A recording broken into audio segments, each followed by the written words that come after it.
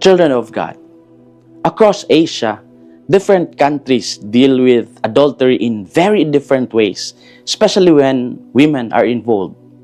In some places, influenced by strict implementations of religious law, adultery can bring severe punishment. For example, in countries like Iran or Saudi Arabia, adultery can lead to imprisonment or other serious penalties under their legal systems.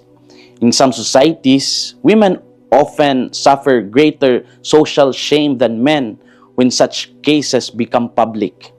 In other Asian countries like South Korea, adultery used to be a criminal offense, punishable up to 2 years, but the law was later removed in 2015. In India, adultery was once punishable under criminal law up to 5 years in prison, but the Supreme Court decriminalized it in 2018. The court clarified that while adultery is no longer a criminal offense, it is still a valid ground for divorce, for judicial separation, or maintenance issues under various personal laws. But here is an exemption.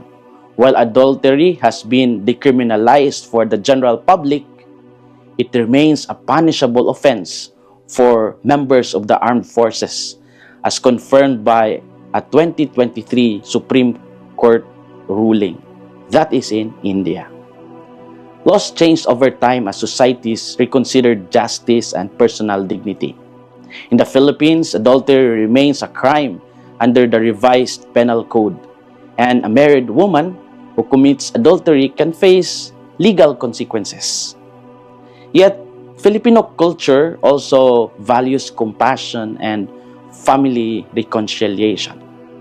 In many communities, people try to restore relationships rather than destroy them. These realities remind us that questions of justice and mercy continue to challenge societies today.